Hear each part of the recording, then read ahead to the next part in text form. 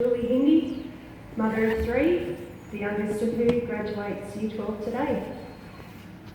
I just want to say a sincere thank you to Miss Megan Burgess for giving me the opportunity to address this beautiful group of young adults today. I promise you all from the bottom of my heart, I consider it a true privilege and an honour to have been asked, so thank you, Megan. While the spotlight's on you, Megan, I just want to say a heartfelt thank you and a sincere congratulations on behalf of all the parents and families for the wonderful job that you have done as year advisor to our children. We handed most of them over to you in Year 7. They were squeaky clean, squeaky voiced tweenies, and I look at their beautiful, mature, confident faces today. And I've got to say, I take my hat off to you, girlfriend. You've done an awesome job. So well done to you. You must be an exceptional teacher as well as a beautiful person, because I know a lot of the girls aspire to be like you, and a bunch of the boys would love to marry you. So well done, Miss Burgess. My family's had quite a long association with Mulwarree High School. My husband David started Year 7 here in 1982 and completed his Year 10 school certificate in 1985. I commenced Year 12 here in 1986. All three of our children, Christopher, Rachel and Matthew, have attended Mulwarree High School, and as previously mentioned, our youngest Matt completes Year 12 2016. So for me it's been 30 years. Sorry, I've got no spitting in my mouth. When I was a senior here, our deputy principal was Mr. Ray Sowden, and he used to always say, let's put Mulwarree on the map. Well, 30 years down the track, I can say Mulwarree is definitely on the map. And I feel a genuine sense of pride when I tell people that I attended Mulwarree High School. And I'm sure you guys will feel that too if you don't already. You'll know exactly what I'm talking about. I want to congratulate the teaching faculties, the deputies and the principal on having such an innovative curriculum and on accommodating such a diverse group of students. I also want to congratulate you on running such a tight ship. Mulwarree is a real community where I feel the students and their families are genuinely supported and cared about. So well done to you. Year 12, 2016. The stories I could tell, but I won't. Today is not the time or place for that. What I will say is, I think you are a truly fabulous group of human beings. And I love you, simple as that. It's been a pleasure watching you grow up. I know how overwhelming today can be. Oh no, sorry. I recently shared something on Facebook that said we expect our 18-year-olds to make huge life decisions about their career and financial future, when only a month ago they still had to ask permission to use a bathroom. And I just feel that's so poignant. There is no gradual introduction to after school. Just bang, you're there. We expect you to vote. We want to know your career paths. Most of you can drink legally. And unfortunately, guys, there are no more concessional movie passes at the Lilac City Cinema. I understand how overwhelming and daunting today can be for you all. You've been in school for 13 years. Every day has been set out for you, activities organised for you, lunches made or bought for you, and you've had very little freedom or say in your life thus far. Now all of a sudden you've been thrust through those doors out into the big wide world, and it's scary. Don't panic, it'll be okay. Everything will work out, you'll be fine. I know that the HSC is like this big, dark, ominous cloud that's looming over you. It's pretty scary. Fills your body with stress and your heart with terror. For most of you, it's the only thing that you can focus on right now. It's the most important thing in your life. You're not alone. When I was in Year 12, the HSC was the most important thing in my life. Well, actually, no, that's a lie. David Hindi was the most important thing in my life, but the HSC did come a close second. My advice to you all, breathe. I promise you it will be okay. Year 12, I know you've got so much to think about and remember right now. So today I just want to offer you some life advice. And I hope there's something in my speech that you can take away. It might help you down the track. So here goes. Number 1, the HSC is not life and death. It is not the be-all and end-all. It's not an ending. The HSC is big, yes, it is. It's important. But the HSC is a beginning. It's the beginning of your very own special journey. So live it and be proud of the time and effort that you've put in to get here. The HSC is not life and death. Number 2, nothing in life is insurmountable.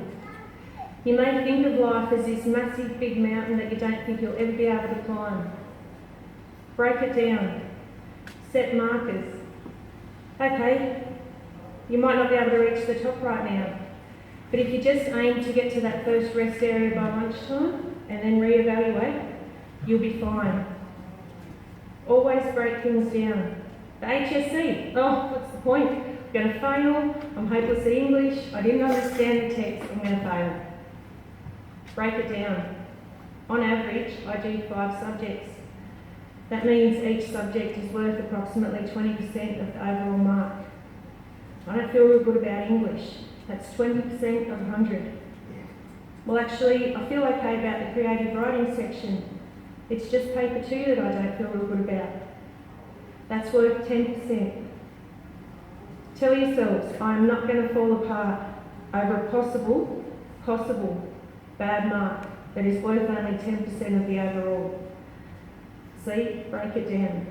It is a strategy that I use in my life all the time and it works. Nothing in life is insurmountable. Number 3. For as long as I can remember, my beautiful mum has said to me, above all else, to thine own self be true. And I can't tell you how many thousands of times that saying has entered my head and helped me through some really rough patches. It means always be true to yourself. In life, the only person that you are answerable to, the only person who you ever really need to impress, is that person who stares back at you in the mirror. Everyone knows right from wrong. Everyone gets a gut feeling about whether they should or shouldn't do something. Everyone likes to feel good about themselves. So aim to live your life in such a way that every night, when you're brushing your teeth, as I'm sure you all do, you can smile at your reflection and know that you feel genuinely happy living in your own skin. You may think to yourself things like, the lady at the shop gave me too much change and I instantly gave it back to her, no hesitation. Or, I saw this group of people picking on someone unfairly, so I stood up and told them to knock it off. Or, I didn't reach my goal this week, but that's okay because next week I'm going to try harder. Every day in life you're given the chance to be true to yourself. I really hope that you take that chance and live a life that you can be genuinely proud of. Number 4, follow your dreams and never let anyone belittle your ambitions. You know, Michael Jordan was dropped from his high school basketball team as a sophomore. He wasn't good enough. This only fueled his desire to play and his training intensified. His hard work paid off. The following year he was selected for the team, and in his senior year he was chosen to play in the All-American High School basketball team. Follow your dreams. When I was in year 10, our career advisor asked us to go around the classroom and tell him what we wanted to do with our lives, what was our ambition. There were 26 students in my class and they answered with things like bus drivers, mechanics, teachers, nurses, doctors, etc. When he got to me, he said, Julie Walters, what do you want to do with the rest of your life? What's your ambition? And I answered so earnestly, I want to be a housewife and mother, sir. The teacher scoffed. He said, oh, for goodness sake, that's no ambition. Wake up to yourself, girl. He was disgusted and I was devastated. I never said I didn't want to work, but my ambition was to be a happily married housewife and a good mum. Now, I've worked since I left school in a variety of jobs and I've enjoyed them all.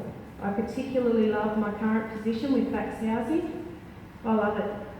But I'll tell you right now, the job I love the most where I gain the most satisfaction, the most fulfilment, and the job that I feel most passionate about is indeed being a housewife and mother, and I'm proud to say that. So always remember that your dreams and ambitions, no matter how big or small, are extremely important. If people didn't follow their dreams, we wouldn't have any aeroplanes or cars or train travel. We wouldn't be able to send emails or text messages. There would never be a cure for AIDS. Michael Jordan says, I have missed over 9,000 shots in my career. I've lost over 300 games, and 26 times I've been trusted with the game-winning shot and missed.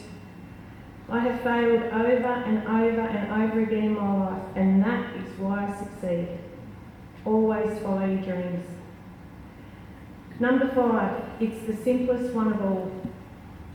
Be kind. It's cliche, I know, but I am a true believer in kindness. I believe if everybody was just a bit kinder to each other, this world would be a much better place. You guys are the new wave, the advocates for your generation. Be kind. Smile at people. Look them in the eye. Hold a door for someone. Help them if they're struggling with their groceries. Buy a homeless person a cup of coffee. Ask someone how their day was and then genuinely listen to their answer. Include people. Have them round for dinner. Ask them about themselves. Be someone's cheerleader. Encourage them. If they're doing a good job, let them know. Never keep a compliment about someone to yourself. Tell them. Being kind has a ripple effect, and it creates a positive in the recipient's life, which in turn creates a positive in your life. When you are kind to people, you feel better in yourself. And one kind act may make another person's day, week, month or year. You never know, and it costs nothing, but you gain so much. Honestly, be kind. It's a win-win situation. Year 12. I do not profess to be psychic, but when I look at you, I see future artists, sonographers, builders, beauticians, football and rugby stars, both male and female. I see navy divers, secretaries, wood craftsmen.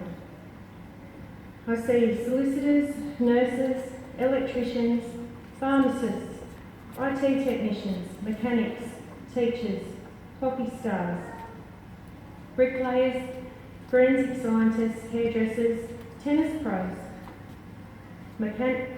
doctors, accountants, soldiers, fishermen, and I see one very special barber. You guys will do great things. Some of you already know this, but I love the rapper Eminem's quote, "You can do anything you set your mind to, man." You can do anything you set your mind to. Remember that, because you can. You are a very capable body of students. Capable, smart, funny, respectful, mature mostly, and beautiful. And I am so proud of you all. Year 12. Well done. Good luck with your exams. I want to wish you all the very best with everything you endeavour to achieve in the future. I want you to know that I love you to the moon and back. Year 12, 2016. Congratulations on completing high school.